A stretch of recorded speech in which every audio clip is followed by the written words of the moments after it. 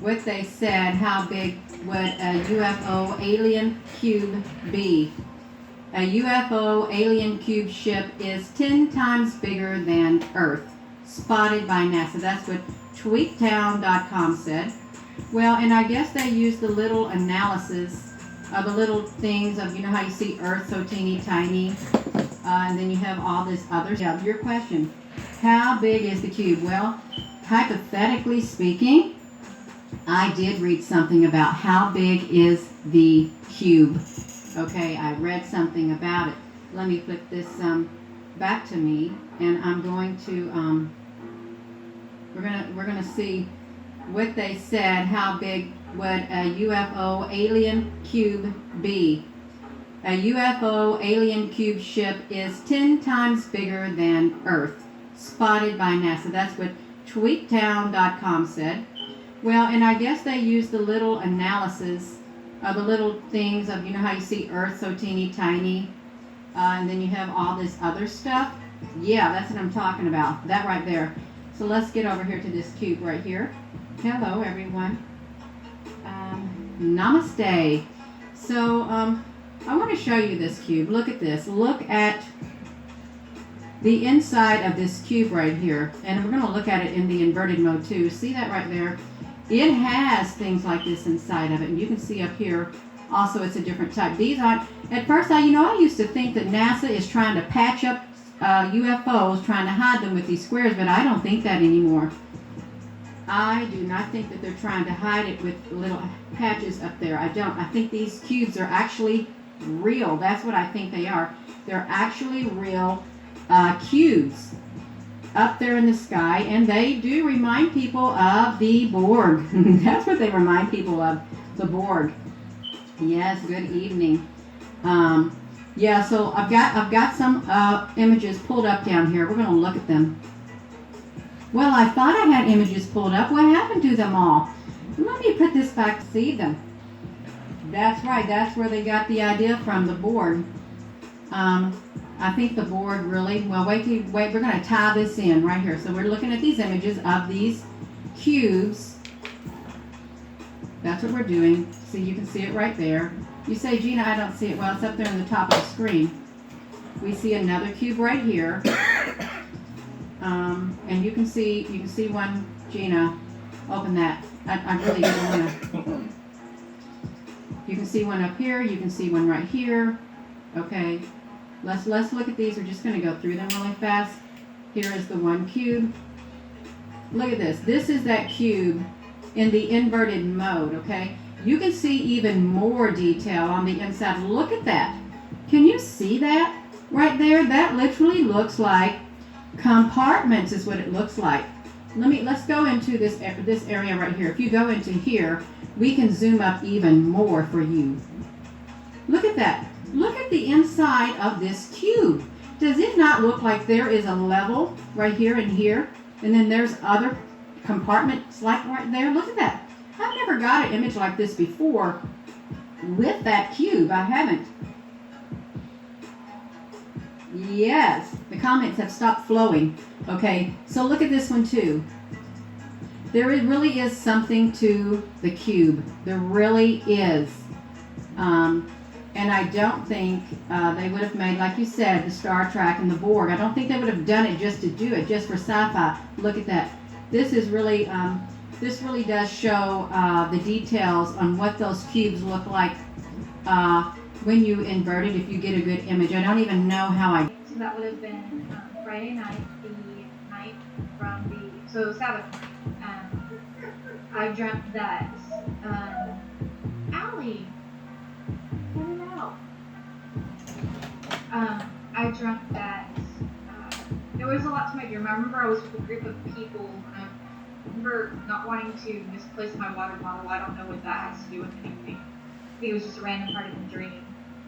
But I remember also walking through like these tunnels. I could have sworn I was in like Germany or like at some festival in the evening when everybody started to kind of go back home. But I think we were told to get out. But I had to stay because I either had to go to the bathroom or it was because I was looking for my water bottle and I didn't want to lose it. But we had stayed after the time we were supposed to. And I remember looking up at the sky, and the stars started looking like I saw a shooting star, and then I saw a couple more, but they weren't shooting all one direction. It was kind of like shooting from here, shooting from there, shooting that way. It was like one at a time, and then all of a sudden, all the stars looked like a time warp, like you're going through a time warp. And then I saw a flash of light. I know I saw something else. I just can't remember it. I think it was something else come from the sky. But then I remember trying to hide because a UFO was coming. Once again, I had never had a dream about an actual UFO before, but it had a flashing light that would go off at certain time points, and it had these little round. It was circular, like saucer shaped, but thick, and had these little round, kind of like, you know how like a light bulb looks just on the round portion of it.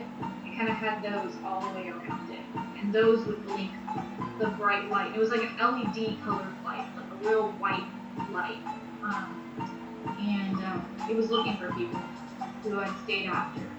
And so I remember hiding, and I had taken out my phone to take a video of it because I was like, nobody's gonna believe me. I have to take a video of this. So I'm taking a video, and then I realized my camera has a light on it. I am just letting him see where I am, so I covered it. And then it came close, and I hid underneath something, and I saw it fly over. And I don't remember if it was picking people up, but it was definitely looking for people. And I remember knowing that this was a bad thing. It wasn't a good thing at all. And I just wondered if anybody had. I've heard similar dreams. I've heard a woman who had a dream about after the destruction, some UFOs coming along and picking people up, but it would send down like these trolleys that kind of look like amusement park, like trains or something like that, or you know those trams. And people, if you got on, it was to like lure you in and take you up. It was like part of the deception too. I heard another dream of somebody who had a dream where people were getting taken up through like, and they had associated the UFOs with the Antichrist, and if you got taken up, basically they were taking you off to drop you off. It was her daughter's dream. But there's been a few other ones that are you know, people have had similar dreams. This one I remember. It was probably a good several places I was trying to run and hide from this thing, and afterwards I remember trying to describe it to people to warn them, and people just weren't listening. But it was an interesting dream. There were other parts of the dream, and I'm trying to remember them. Very colorful dream about getting on rides, and I can't remember what the rides look like. But anyways, again, any thoughts? Or this is what I saw in my dream. It was dark outside, and the sky was a dark blood red. Everything was burning. Everything everywhere seemed to be burning, and smoke filled the air. People were running, screaming, frantic, and searching as if looking for lost children or lost loved ones. Everyone seemed to be frantic, searching for somebody. There was much weeping, wailing, and gnashing of teeth.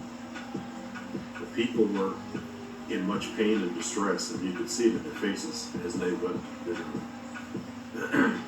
Now, I understood this to be just after the rapture, as people all seemed to be searching for their children. I related it to my dream where the Holy Spirit. I can even see that so-called rapture they talking about is these spaces coming kidnapping people. So it's not the rapture that you want, buddy. Here told me that You don't want demons going to get you off your spaceship. It was also as if many of these people were crying bitterly because they had missed something, an appointment. They thought they were ready for their appointment, but they were not ready. They missed the rapture. And they knew what was to come next. And they also wept bitterly. Such pain and suffering to have lived so much of your life following and supporting a preacher or a religion or a church that only leads you astray, away from the truth. And that only Jesus can save you, me, or anyone. From what's So that's what the churches tell you, right? But that's a lie. Only the Creator can allow you to be spared. And what you need to do is serve the Creator only. Do His laws, the real laws, not the ones that nothing putting there, and the commandments. Shortly upon this vile, wicked earth. People were also running around as if possessed and doing much evil and vile things to everyone they run across. Death and destruction was everywhere. Death was on their faces, and the smell of death was overpowering everywhere. Dead people were in the streets, in their yards, in the cities, and in the country. Death and the smell of death was everywhere, and you could not escape death or the smell of death. Then I saw America high up from in space. I saw America like an island, and America was suddenly covered with water in many waves. And then America sank, and it never rose again. I fell asleep praying, and then I had this dream, and I was not sure if I was awake or if I was sleeping, but I will call this a dream. I have had many disturbing dreams, but this dream disturbed me very greatly, and I immediately prayed on this dream. I know that praying for America now is like praying for a dead man. We need to be rather praying for the lost, for our president, our leaders, our military, the police, our doctors, nurses, first responders, our firemen, firewomen, family, friends, neighbors, co-workers, the people in our church. Everyone needs prayer. Everyone needs Jesus right now. Now is not the time to put your faith in a president. You need prayer. Or any preacher. But you don't need Mr. J. You don't need a president. You don't need a pastor. They're going to tell you to serve some demon called Mr. J, who is in fact the motherfucking devil. Okay, it's a trick, it's a ruse. J don't exist in original Hebrew. And since we're supposed to be Hebrew, where the fuck did J come from? Did the Pope change the I to a letter that didn't exist and named it the J and gave you number J to worship and slavery? Think about it. Any church or religion, but in Jesus Christ and in His Word. The Creator said to serve Him, not to serve creation. Mr. J is creation. The Creator never gave you religion. The Creator gave you rules and regulations. And He told you that He wanted everybody to worship Him in spirit and truth. And what is people doing now? Serving a man, idol worship, Catholicism, devil worship. You ain't going to heaven like that. You can forget about it. You're not going to the kingdom. And I ain't talking about the devil's kingdom, because that's also a trick. I'm talking about the real kingdom. No, you leveling up to go to the next dimension, which hopefully will be the 7th dimension. We don't want to be in no 5th dimension. That's not good enough. In the droves, and I've been saying this for over 10 years now, it seems, maybe 12, but I've been saying the dust, we have been in the dust cloud, but we are in a thicker dust cloud, and now this dust, scientists say, is nuclear. And so basically we are breathing in red iron oxide. That red iron oxide is causing diabetes, inflammation, and then eventually sepsis. According to them, 800 people a week is dying from this. But according to online, way more. 2012, astronomers monitoring images from a solar telescope in Earth's orbit see something ominous just to the west of the sun's south pole. What the heck is that? It's Darth Vader's big vehicle, of course. It looks like the Death Star from Star Wars. Sony hope it's not a Death Star. Otherwise, where is your story? Planet-sized tendrils appear to connect the globe of darkness to the sun's surface. This connection fuels speculation That the sinister sphere's presence near our star is no coincidence. Why would anybody visit the sun? Well, it might be a good place to refuel. The sun burns hydrogen, the perfect fuel for a starship. Could spaceships be refueling by getting as close as possible to stars and sapping up that energy, and that's what's fueling them through space? That image certainly raises that possibility. The sun puts out more power in a second than humanity has used in all of history.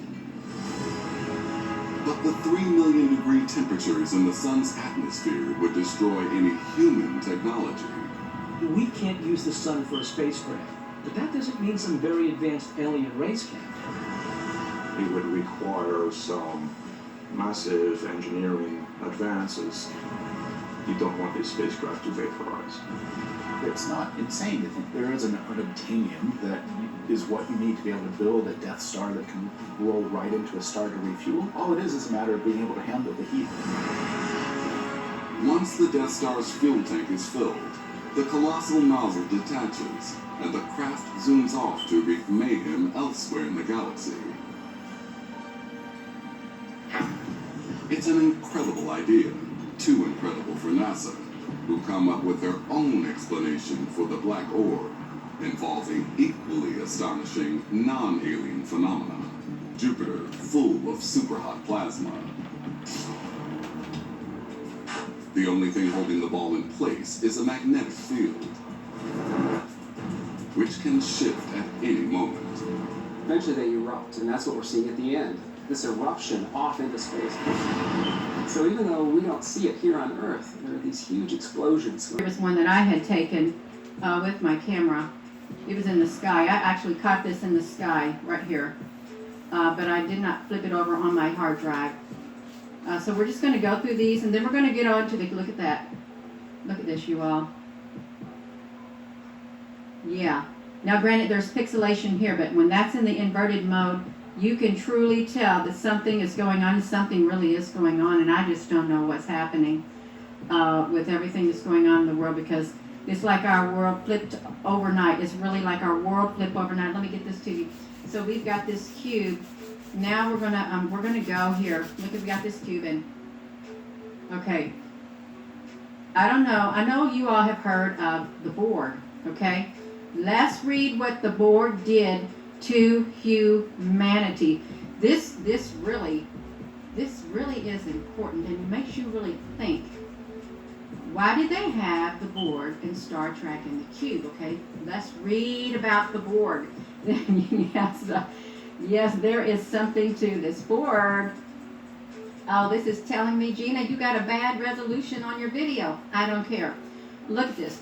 So, the Borg co-opt